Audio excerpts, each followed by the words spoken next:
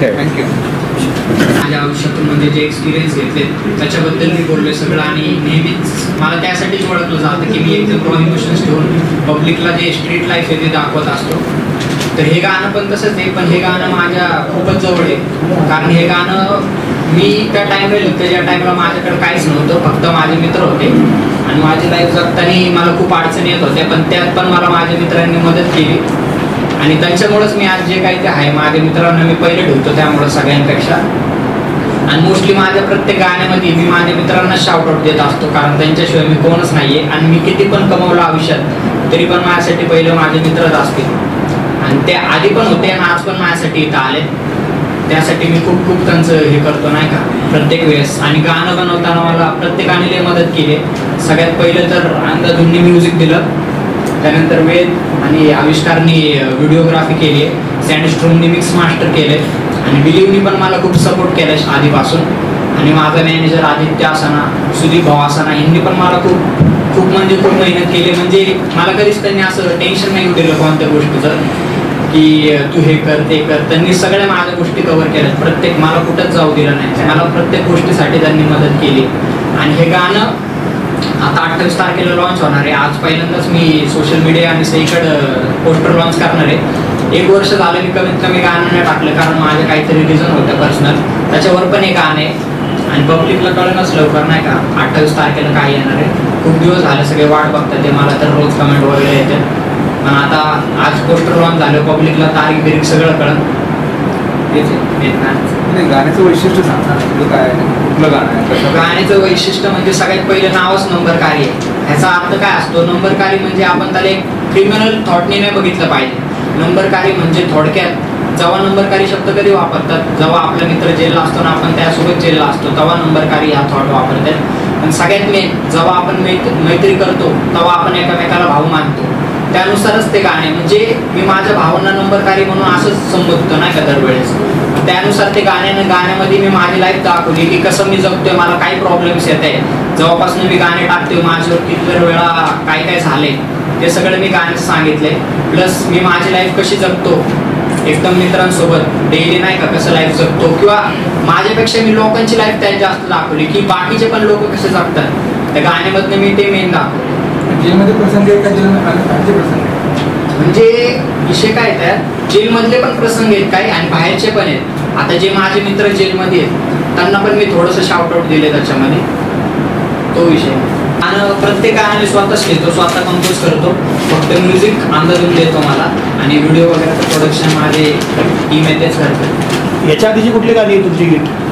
ह्याच्या आधी माझं RX100 गाणं होतं, मोस्ट वॉन्टेड गाणं होतं, सगळे टाकतो म्हणून एक गाणं आहे, हँडसअप म्हणून एक गाणं आहे.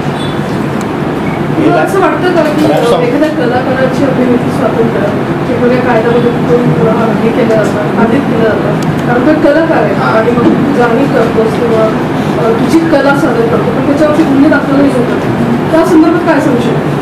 तर आहे आता बाहेरचं कल्चर आहे किती केलं तरी आपल्या लोकांना ऍक्सेप्ट करायला वेळ लागणार आहे.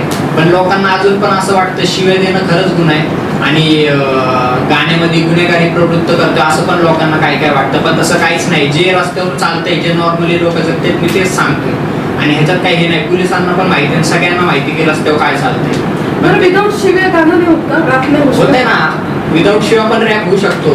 पण जे रस्त्यावर चालतंय, जे मी जगतो ते सोडून मी दुसरं लिहायची माझी इच्छाच होत नाही.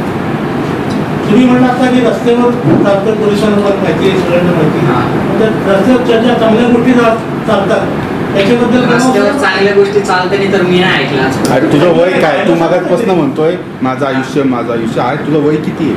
माझं वय 22 आहे. मग तुझं आयुष्य असं किती मोठं आहे? एवढं रस्त्याचं काय पाहिजे? तुम्ही नाही ना जगले किती गेलं तरी. असं का? जिथं मी जगलोय तिथं तुम्ही नाही जगले ना. मित्र तू पत्रकार परिषदेला बसलाय, नीट उत्तर नीट उत्तरं द्या. प्रश्न जे विचारतोय ना त्याचे नीट उत्तरं द्यायची. बरोबर. त्यांनी तर किती सिनियर आहेत ते काय विचारलं त्यांनी तुला? तुमचं जे असेल त्याप्रमाणे उत्तर द्या बरं का राजीव. हां हां त्याचं तुमच्याप्रमाणे उत्तर द्या. नाही, रस्त्यावरती चांगल्या गोष्टी पण चालत असतात. असं नाही की जर तुम्ही त्याचे सॉंग्स ऐकले तर तुम्हाला हे पण समजेल की तो त्याच्या आई वडिलांबद्दल किंवा त्यांच्या आधी सांगता ते वेगळे, त्यांनी सांगितलं सगळं गुन्हेगारी पार्श्वभूमी म्हणून काही सांगितलं. तुम्ही नाही, बरोबर आहे. ऍक्च्युली याच्यामध्ये चूक त्याची पण नाहीये, कारण तो ज्या रिजनमधून ज्या एरियामधून आलाय त्या एरियामध्ये लहानपणापासून मी त्याचा मॅनेजर ओळख करून देतो. मी आदित्य पवार, जसं त्याने त्याच्या इंट्रोडक्शनमध्ये मेन्शन केलेलं, मी त्याचा मॅनेजर आणि त्याचं सर्व सॉंग्स वगैरेचं मॅनेजमेंट, त्याचे डेन्स वगैरे सर्व मी मॅनेज करत असतो. सो प्रत्येकाला एक पार्श्वभूमी असते, तर त्याची जी पार्श्वभूमी होती ती त्या टाईपची होती, म्हणून तो लोकांना त्याची स्वतःची पार्श्वभूमी आणि तो कशा प्रकारे त्या गोष्टीमध्ये जगतोय ती गोष्ट तो लोकांना दाखवतोय. सो याचा जर तुम्ही फक्त निगेटिव्हली विचार केला तर तुम्हाला एवढं दिसेल की गुन्हेगारी प्रवृत्त होतोय किंवा गुन्हेगारी दिसते.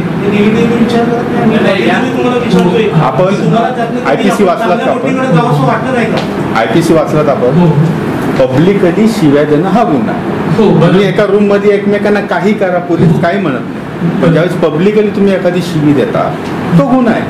बरोबर आहे की नाही? बरोबर. सो जर तुम्ही गावठीचे गाणे ऐकाल तर तुम्हाला एक गोष्ट अशी समजेल की त्याची दुसरी साईड पण आहे, ज्या साईडमध्ये तो त्याच्या मित्रांबद्दल, त्यांच्या घरादाराबद्दल, त्याच्या आईवडिलांबद्दल काय विचार करतो हे सुद्धा तुम्हाला त्याच्या गाण्यामधून दिसेल. सो बेसिकली मिक्स इमोशन्स आहेत त्याचे. तो जसा असतो तसा तो लोकांना दाखवतो. आणि असं नाही की गावठी हा एकटा आर्टिस्ट असा जो शिव्या देतोय.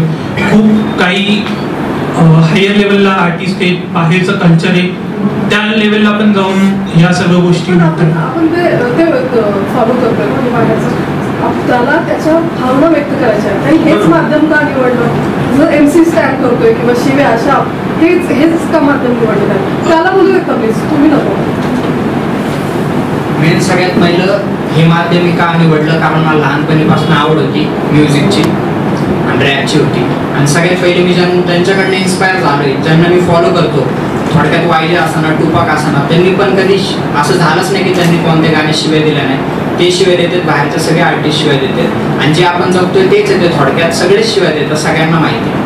तोच मेन मुद्दा आहे. आणि मी लहानपणीपासून ते आवड होती मला, म्हणून मी ते केले. या गाण्यामध्ये तुम्ही काय मांडलं, काय स्टोरी काय आहे? या गाण्यामध्ये मी माझ्या मित्रांबद्दल भावना दाखवल्या, माझं प्रेम दाखवले, आमची मैत्री कशी आहे ते दाखवले मी. साधारण स्टोरी काय आहे? समजा कोण जेलमध्ये असतं? नाही, तसं नाहीये.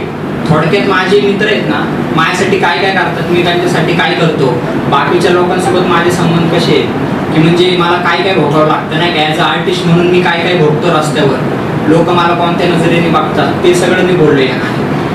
घुसणं पण आठवतं मला माझ्या आईचं हसणं, म्हणून स्वतःपासून लांब ठेवली सगळी व्यसनं. ही अशी लाईन आहे नाही का. म्हणजे सगळे रॅपर जे प्रमोट करतात नाही का, दारू सिगरेट वगैरे, पण मी आयुष्यात कधीच असं काही केलं नाही, माझ्या मित्रांनी पण केलं नाही. त्याबद्दल मी दाखवत होते की मला माझ्या आईचं हसणं आठवतं, म्हणून मी माझ्यापासून या सगळ्या गोष्टी दूर ठेवतो. गाणे आहेत विदाउट स्टोरीचे. सध्या रॉक कल्चर दाखवायचंय मला थोडं, त्याच्यानंतर माझ्या आईवर पण गाणे आहे, अजून महाराजांवर पण गाणे आहे. आधीचं एखादं सांग बरं. आधी झालेलं एक ओळ आधीची आहे कुठल्या तरी गाण्याची ते ना, एक लाईन लिहिते नाही का मी माझ्या गाण्यातली. गाडी थांब ना आता.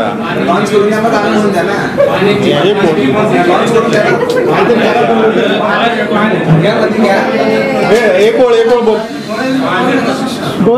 एक ओळ बोल. माझी बरोबरी होत नाही म्हणून बदनाम करतात, मला हुडवर शोधतात पण मी बसलोय नारकात. मला बघून लोक रागात त्यांची बोट मोडतात, पण मी बनणार जाऊन केस कोर्टात. नाही करू शकत मला कोणताच वकील हँडल, मी पेन घेऊन कोर्ट मध्ये जजला पण भांडल. वार होतील अंगावर मग कलम माझे सांडल, मी कोण आहे तुम्हाला माझी वेळ तुम्हाला सांगल. Very good.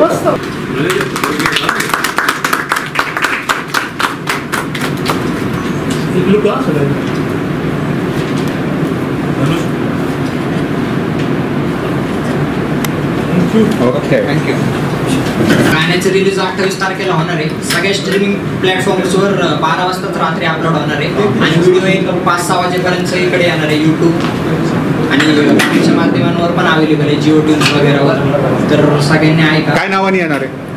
माझ्या चॅनलवर येणार आहे MC गावठी म्हणून चॅनल आहे आणि नंबर काही गाण्याचं नाव